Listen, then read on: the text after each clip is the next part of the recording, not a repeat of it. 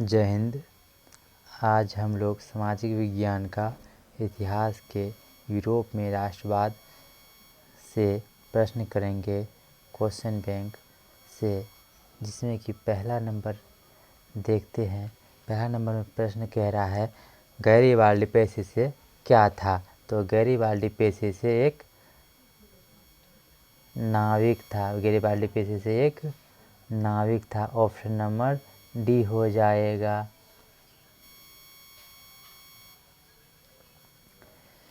फिर प्रश्न 2 कह रहा है हंगरी की राजधानी है। हंगरी की राजधानी बुडापेस्ट है। तो राजधानी देख लेते हैं कुछ महत्वपूर्ण देशों के। तो जैसे एक तरफ लिखते हैं देश, दूसरी तरफ लिख देते हैं राजधानी। जैसे रूस हो गया। इस यूरोप में राष्ट्रवाद में रूस एक देश आता है। ब्रिटेन हो गया। फिर जर्मनी हो गया। रूस का राजधानी है मास्को। रूस का राजधानी मास्को है। रूस का राजधानी मास्को है। फिर ब्रिटेन का राजधानी लंदन है। फिर जर्मनी का राजधानी है बर्लिन। जर्मनी का राजधानी बर्लिन है हम लोग का, बर्लिन। इसी तरह और कुछ देश है, उसके बारे में भी हम लिख दे रहे हैं।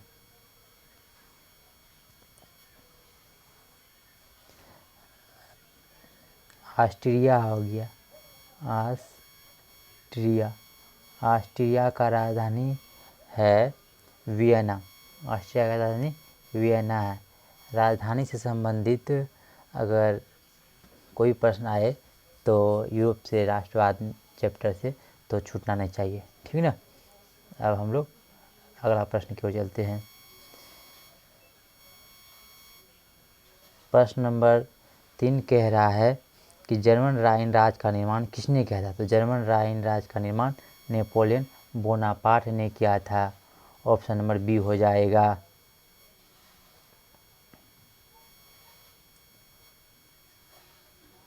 फिर प्रश्न नंबर 4 कह रहा है फ्रांस में किस शासन वंश की पुनर्स्थापना वियना कांग्रेस द्वारा की गई थी। तो फ्रांस में जो है शासन व्यवस्था का जो पुनर्स्थापना किया गया था वियना का, तो बूर्बो वंश के द्वारा किया गया था। ऑप्शन नंबर सी हो जाएगा। फिर प्रश्न 5 कह रहा है वियना कांग्रेस के द्वारा फ्रांस में किस शासक वंश की पुनर्स्थापना की गई थी। तो बूर्बो वंश के द्वारा। ऑप्शन नंबर सी हो जाएगा। प्रश्न 6 कह रहा है सन 1870 में फ्रांस और प्रसा के बीच युद्ध कहाँ हुआ था। तो इसके बारे में हम अच्छी तरह से समझ लेते हैं। फ्रांस और प्रसा, फ्रांस प्रसा युद्ध बोले तो ये हो जाएगा सेडान का युद्ध। इसमें 2 युद्ध का दिया हुआ है। यूरोप में राष्ट्रवाद में 2 युद्ध जो है महत्वपूर्ण भूमिका रखता है। एक फ्रांस प्रसा हो गया, एक ऑस्ट्रिया प्रसा।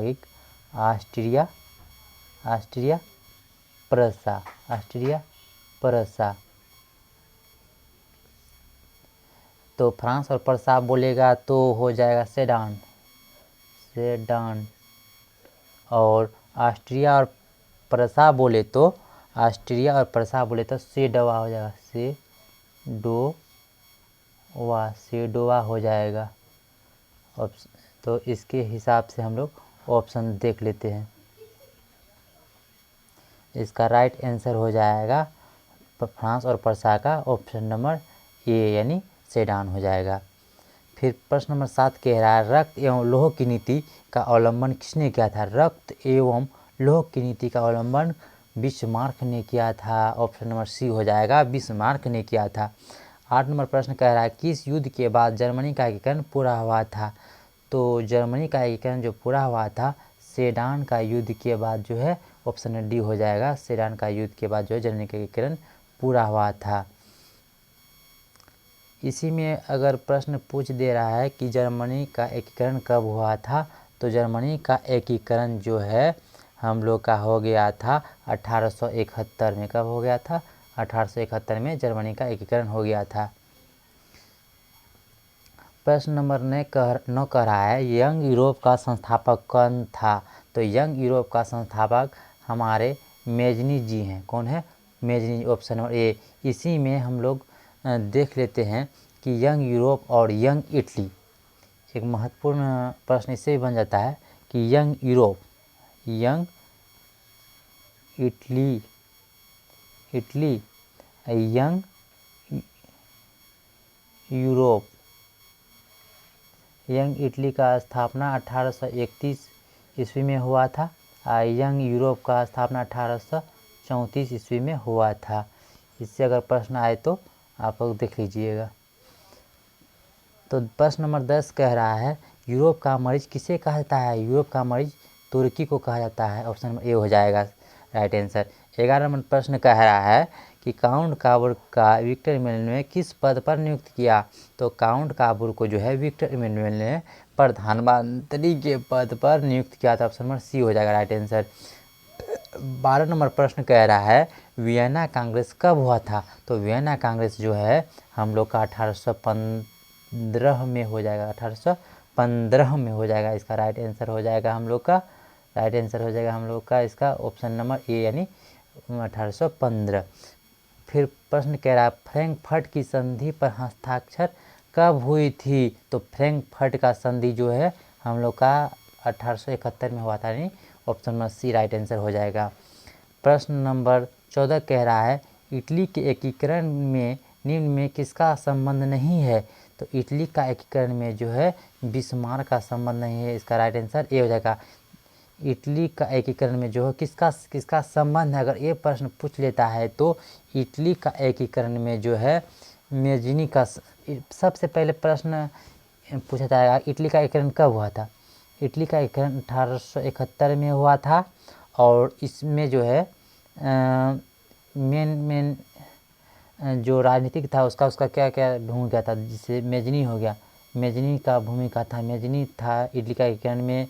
फिर काउंट काबूर था, फिर गैरीबाल्डी था, फिर चौथा में था विक्टर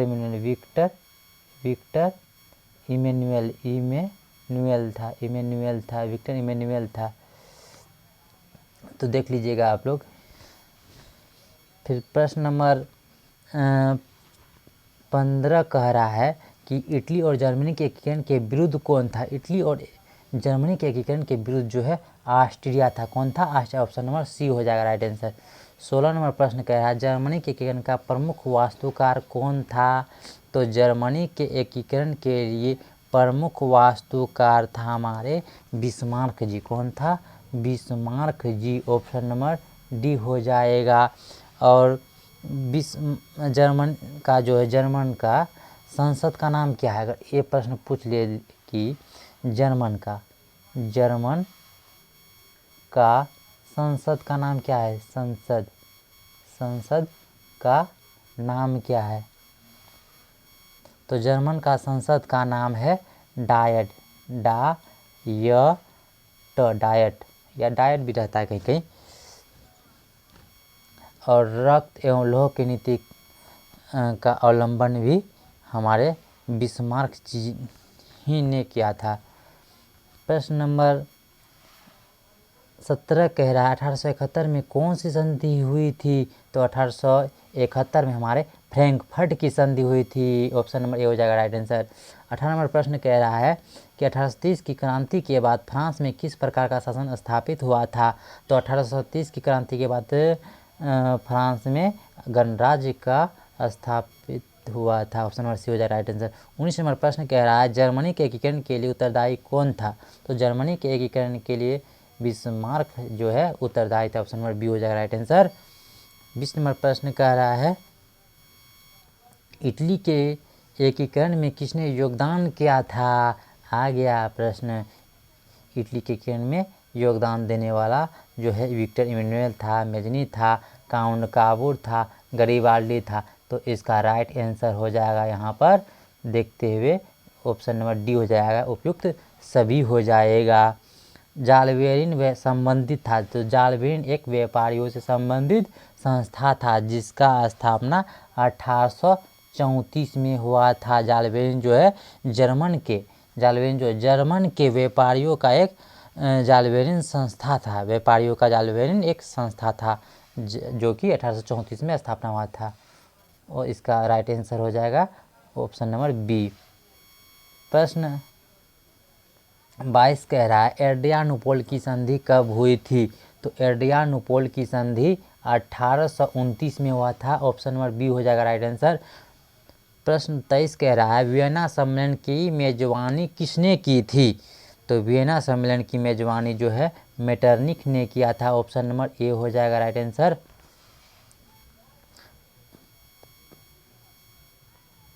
प्रश्न नंबर 24 कह रहा है कि निम्न में से किस सम्मेलन में जर्मनी की क्षतिपूर्ति राशि को कम कर दिया गया था, तो जर्मनी का जो है क्षतिपूर्ति राशि को कम किस में किया था, तो लॉसने सम्मेलन, ऑप्शन नंबर डी हो जाएगा राइट आंसर।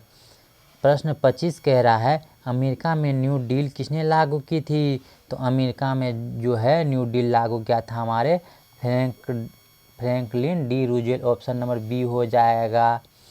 प्रश्न 26 कह रहा है हीगेल किस देश का दार्शनिक था, तो हीगेल जो है जर्मनी का एक दार्शनिक था, कहाँ का, जर्मनी का दार्शनिक था हीगेल जर्मनी का दार्शनिक था, option number right answer C हो जाएगा इसका।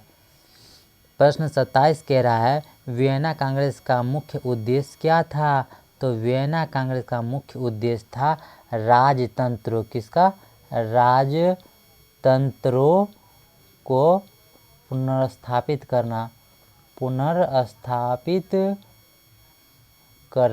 ऑप्शन नंबर इसका हो जाएगा राइट आंसर सी हो जाएगा, इसका राइट आंसर हो जाएगा ऑप्शन नंबर सी हो जाएगा। प्रश्न 28 कर रहा है सिकंदर कहाँ का निवासी था, तो सिकंदर जो है हमारे यूनान का निवासी था, सिकंदर यूनान का निवासी, ऑप्शन नंबर सी हो जाएगा राइट आंसर। 29 नंबर प्रश्न कह रहा है फ्रांसीसी क्रांति कब हुई थी, तो फ्रांस की क्रांति जो है 1789 ईस्वी में हुआ था, हम लोग देख लेंगे इसको, ऑप्शन नंबर इसका राइट आंसर ए हो जाएगा। प्रश्न 30 कह रहा है राष्ट्रीय आंदोलन का केंद्र जेना विश्वविद्यालय कहाँ स्थित है, तो जेना विश्वविद्यालय जो है हमारे जर्मनी देश में है, जेना विश्वविद्यालय कहाँ में है, तो जर्मनी में, इसका राइट आंसर हो जाएगा बी यानी जर्मनी। फिर प्रश्न 31 कह रहा है किसूत का संबंध किस देश से है, तो किसूत का संबंध जो है हंगरी से है, किसूत का संबंध हंगरी से है, ऑप्शन नंबर डी हो जाएगा राइट आंसर। प्रश्न 32 कह रहा है मेजनी का संबंध किस संगठन से था, तो मेजनी का संबंध जो है कार्बोनरी संगठन से था, ऑप्शन नंबर बी हो जाएगा, ऑप्शन नंबर बी हो जाएगा कार्बोनरी से संगठन से, तो मेजनी का संबंध था।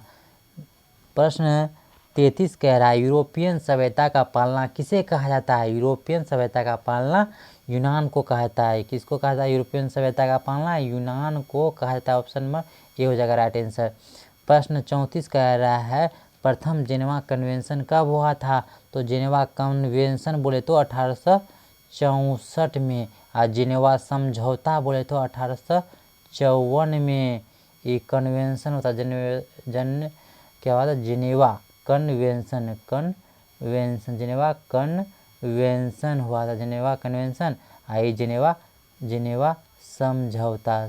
समझौता बोले तो 1854 में, और जेनेवा कन्वेंशन बोलेगा तो 1864 में, इसका राइट आंसर हो जाएगा हम लोग का 1854 हो जाएगा, 1864 हो जाएगा, 1864 हो जाएगा, 1864 हो जाएगा। फिर प्रश्न 35 कह रहा है इटली का एकीकरण कब पूर्ण हुआ, इटली का एकीकरण जो है 1871 में पूर्ण हुआ था, 1871 में पूर्ण हुआ था, इटली का एकीकरण 1871 में पूर्ण हुआ था। फिर प्रश्न 36 कह रहा है लुई फिलिप किस देश का शासक था, तो लुई फिलिप जो है फ्रांस का शासक था, लुई फिलिप फ्रांस का शासक था, ऑप्शन नंबर बी हो जाएगा। प्रश्न 37 का है, निम्न में से कौन मित्र राष्ट्रों के गुट में शामिल नहीं था? तो मित्र राष्ट्रों के गुट में शामिल जर्मनी नहीं था, ऑप्शन नंबर बी हो जाएगा। प्रश्न 38 का है, बोहेमिया निम्न में से किस देश के अधीन था? तो बोहेमिया जो है ऑस्ट्रिया के अधीन था, ऑप्शन नंबर ए हो जाएगा राइट आंसर। 1871 में विलियम प्रथम कहाँ का सम्राट बना? तो 1871 में विलियम प्रथम जो है जर्मनी का सम्राट बना। कहाँ का? जर्मनी का सम्राट जो है विलियम प्रथम बना था, यानी ऑप्शन नंबर सी हो जाए राइट आंसर। 40 नंबर प्रश्न कह रहा है, लुई 16वें को फांसी कब दी गई थी? तो लुई 16वें को फांसी जो है 1793 में दिया गया था, ऑप्शन नंबर बी हो जाएगा राइट आंसर। पोट्सडम की घोषणा के बाद किसने आत्मसमर्पण किया था? तो पोट्सडम की घोषणा के बाद जापान जो आत्मसमर्पण किया था। सार्डिनिया का राजा कौन था? तो इसका राइट आंसर हो जाएगा बी। इसका राइट आंसर बी हो जाएगा पोट्सडम वाला का।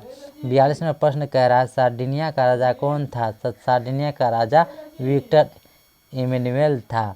आप लोग राइट आंसर देख लीजिएगा, ए हो जाएगा। तो आज क्लास इतना ही।